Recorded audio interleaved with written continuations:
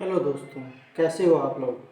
आज हम लोग छत्तीसगढ़ सिविल जज 2019 का पार्ट 2 का अध्ययन करेंगे। इसमें हमारा क्वेश्चन पेपर 2019 का छत्तीसगढ़ का हम लोग अध्ययन करते हैं। चलिए शुरू करते हैं।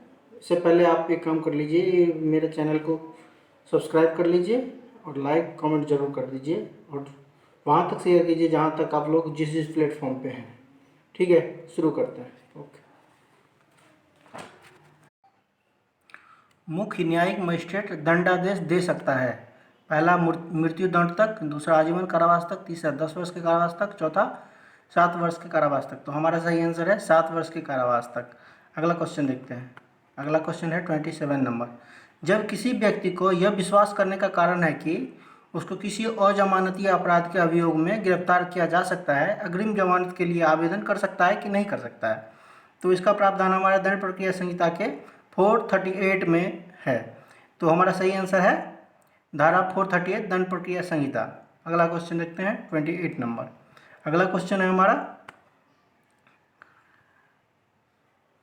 धारा 106 दंड प्रक्रिया संहिता के अंतर्गत दोष सिद्धि पर परिशांति कायम करने हेतु कौन सा सक्षम नहीं है, कौन सक्षम नहीं है। तो पहला है न्यायिक मजिस्ट्रेट प्रथम श्रेणी, अपर सत्र न्यायाधीश, मुख्य न्यायिक रजिस्ट्रार, चौथा है कार्यवाहिक रजिस्ट्रार। हाँ, तो हमारा सही आंसर है चौथा कार्यवाहिक रजिस्ट्रार। इसको परिशांति कायम करने हेतु सक्षम नहीं माना गया है। चलिए अगला क्वेश्चन देखते हैं। अगला क्वेश्चन है 29 नंबर। क्वेश्चन कहता है समन मामले का वारंट समन्स मामले का वारंट मामले में परिवर्तन करने की शक्ति दंड प्रक्रिया संहिता के किस प्रावधान में है। तो ऑप्शन दिया हुआ है, पहला धारा 302 दंड प्रक्रिया संहिता, दूसरा है धारा 259 दंड प्रक्रिया संहिता, तीसरा है धारा 301 दंड प्रक्रिया संहिता, चौथा है धारा 322 दंड प्रक्रिया संहिता। तो हमारा सही आंसर है दूसरा धारा 259 दंड प्रक्रिया संहिता। अगला क्वेश्चन 30वां नंबर देखते हैं। 30वां नंबर क्वेश्चन क्या कहता है। क्वेश्चन है सह अपराधी के क्षमादान से संबंधित प्रावधान निम्न में से किस धारा में है। तो दंड प्रक्रिया संहिता के धारा 306 में इसका प्रावधान है। तो हमारा दूसरा नंबर सही है। अगला क्वेश्चन देखते हैं। Question number 31। ख की हत्या के लिए विचारण किया जाता है कि क जानबूझकर डंडे से ख को इतना पीटता है कि उससे ख की मृत्यु हो जाती है। निम्न में से कौन विवादित तथ्य है। देखते हैं क्या क्या है विवादित तथ्य। पहला, क के द्वारा ख को डंडे से पीटा जाना, हाँ ये भी है। दूसरा है क द्वारा इस प्रकार पीटने से ख की मृत्यु होना, ये भी सही है। तीसरा है ख की मृत्यु कायित करने का क का आशय। ठीक है, तीनों ही इंपॉर्टेंट है। तो इसका मतलब हमारा चौथा ऑप्शन सही है, जिसमें है उपरोक्त सभी। अगला क्वेश्चन देखते हैं। Question number 32। अगला क्वेश्चन है यह चाहता है कि न्यायालय ऐसा निर्णय दे कि वह एक निश्चित भूमि का अधिकार कुछ तथ्यों के आधार पर है जो कि ब के कब्जे में है। वह इन तथ्यों से इनकार करता है। धारा 101 साक्ष्य अधिनियम के किस विधि के अंतर्गत। देखते हैं। साक्ष्य विधि के अंतर्गत पहला ऑप्शन है ए उन तथ्यों को साबित नहीं कर सकता, बी ए को उन तथ्यों को साबित करने की आवश्यकता नहीं है, तीसरा है ए को उन तथ्यों को साबित करना जरूरी है, चौथा इनमें से कोई नहीं। हाँ, तो तीसरा आंसर सही है, ए को उन तथ्यों को साबित करना बहुत ही जरूरी है। अगला क्वेश्चन देखते हैं। अगला क्वेश्चन है 33 नंबर। क्वेश्चन है किसी कथन को धारा 32 साक्ष्य अधिनियम के अंतर्गत सुसंगत मानने के आवश्यक तत्व हैं। क्या क्या आवश्यक तत्व हैं। पहला है जबकि वह मृत्यु के कारण से संबंधित है, ठीक है। जबकि वह नातेदारी के अस्तित्व से संबंध में है, ये भी ठीक है। जबकि वह कौटुंबिक बातों से संबंधित विलय या विलेख में किए गए हैं, ये भी ठीक है। उपरोक्त सभी, चौथा ऑप्शन हमारा सही है उपरोक्त सभी, क्योंकि सारे ही सही है। अगला क्वेश्चन देखते हैं। Question number 34। धारा 27 साक्ष्य अधिनियम की प्रयोज्यता के लिए आवश्यक तथ्य है कि एक, सूचना देने वाला व्यक्ति किसी अपराध का अभियुक्त होने चाहिए। दूसरा, वह व्यक्ति पुलिस अभिरक्षा में होना चाहिए। तीसरा, वह व्यक्ति पुलिस अभिरक्षा में हो सकता है या नहीं हो सकता है। चौथा अ और ब। हमारा पहला ऑप्शन और दूसरा ऑप्शन सही है, तो इसका सही आंसर है 1 और 2 दोनों, चौथा सही है। क्वेश्चन नंबर 35 देखते हैं। जब न्यायालय को किसी व्यक्ति के इलेक्ट्रॉनिक साक्ष्यों के बारे में राय बनानी हो तब प्रामाणिकता अधिकारी की राय, जिसने इलेक्ट्रॉनिक हस्ताक्षर जारी किए हो, साक्ष्य में ग्राह्य नहीं है, सुसंगत तथ्य है, सुसंगत तथ्य नहीं है, इनमें से कोई नहीं। तो हमारा दूसरा ऑप्शन सही है, सुसंगत तथ्य है। अगला क्वेश्चन देखते हैं, क्वेश्चन नंबर 36।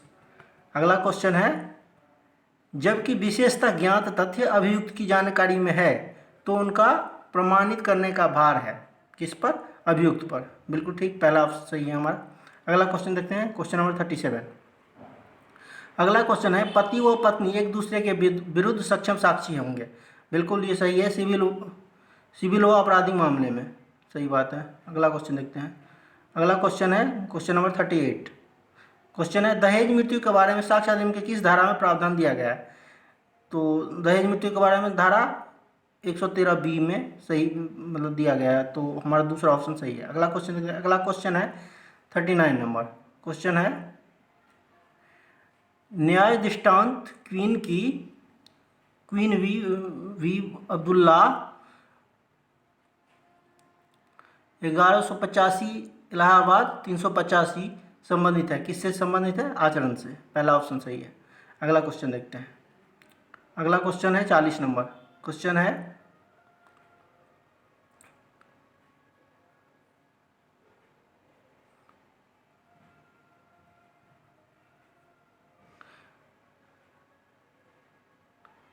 निम्न दस्तावेज, क्या निम्न दस्तावेज लोक दस्तावेज हैं?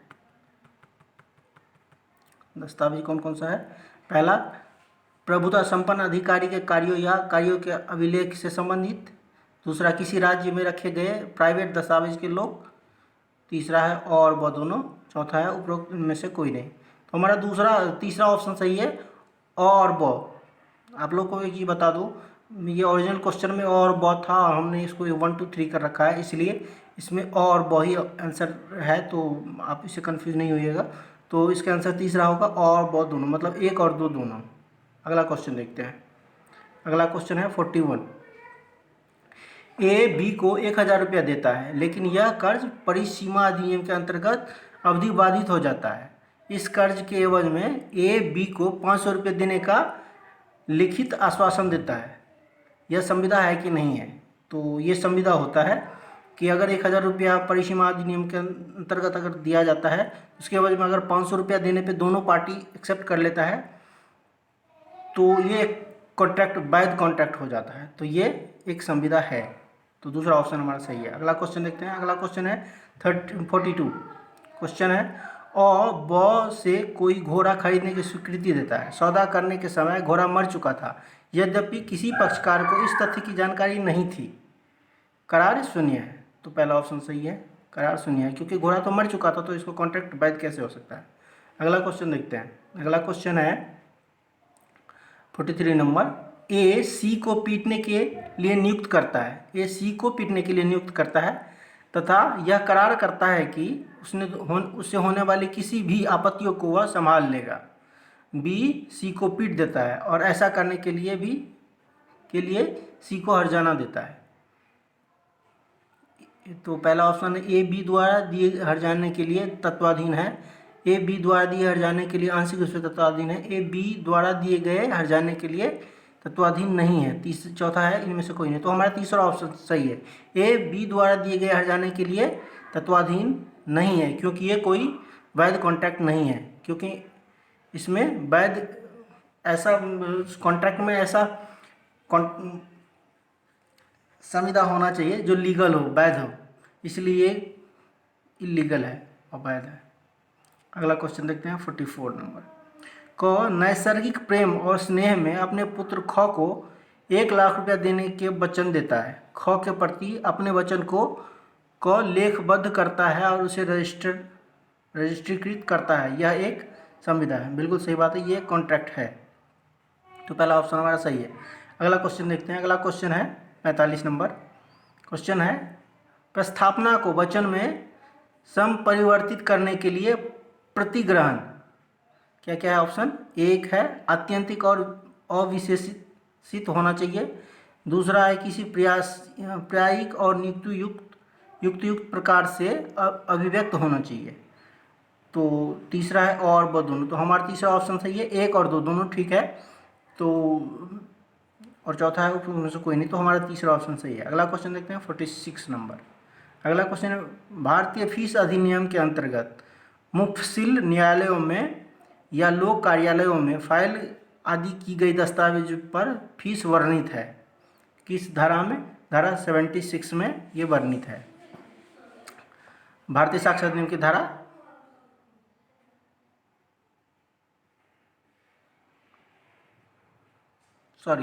ये भारतीय फीस अधिनियम की धारा 6 में वर्णित है। अगला क्वेश्चन देखते हैं। अगला क्वेश्चन है 47 नंबर। प्रतिकर संबंधी आदेश के विरुद्ध अपील के ज्ञापन पर फीस के बारे में दिया गया। किस में दिया गया है? फीस के बारे में। फीस के बारे में दिया गया है धारा 8 में, तो दूसरा ऑप्शन हमारा सही है। अगला क्वेश्चन है 48 नंबर। क्वेश्चन है, न्यायालय फीस अधिनियम में कतिपय दस्तावेज को फीस से छूट प्रदान की गई है। किस में छूट प्रदान की गई है? लिखित में, लिखित कथन में। पहला ऑप्शन सही है, दस्तावेज को फीस से छूट प्रदान की गई है लिखित कथन में, और किसी में भी नहीं। ध्यान रखिएगा, ये इंपॉर्टेंट है। पहला ऑप्शन लिखित कथन में फीस के लिए कतिपय दस्तावेज को फीस से छूट प्रदान की गई है, तो हमारा पहला ऑप्शन सही है। अगला क्वेश्चन है 49 नंबर। जहां विवाद के निपटारा के तरीकों में से न्यायालय धारा 89 सीपीसी में निर्दिष्ट ढंग से निपटारा करता है, तो वादी न्याय शुल्क अधिनियम के किस धारा के अंतर्गत न्याय शुल्क वापिस का हकदार होगा? धारा 16 के अंतर्गत। बिल्कुल सही, पहला ऑप्शन सही है, धारा 16 के अंतर्गत। अगला क्वेश्चन है क्वेश्चन नंबर 50। न्यायालय फीस अधिनियम की धारा 35 के अंतर्गत जहां वादी की वार्षिक आय समस्त स्रोतों से 25,000 रुपये से अधिक नहीं है, सरकार न्याय शुल्क से वादी को उन्मुक्त करती है। पहला अनुसूचित जातियों के सदस्य, दूसरा अनुसूचित जनजाति के सदस्य, तीसरा महिलाएं। तीनों सही है, क्योंकि इसमें केवल जनरल जो कैटेगरी के होते हैं उसको छूट नहीं प्रदान की गई है, तो इसमें इन तीनों को छूट प्रदान की गई है, तो हमारा चौथा नंबर सही है। अगला क्वेश्चन 51 है, वो अगले पार्ट में हम देखेंगे। आज हमने 26 से लेकर 50 तक देखा और पढ़ा, समझा, और उम्मीद करते हैं कि आप लोगों को अच्छा लगा होगा। अगर अच्छा लगा हो तो लाइक, सब्सक्राइब और शेयर ज़रूर करें। धन्यवाद।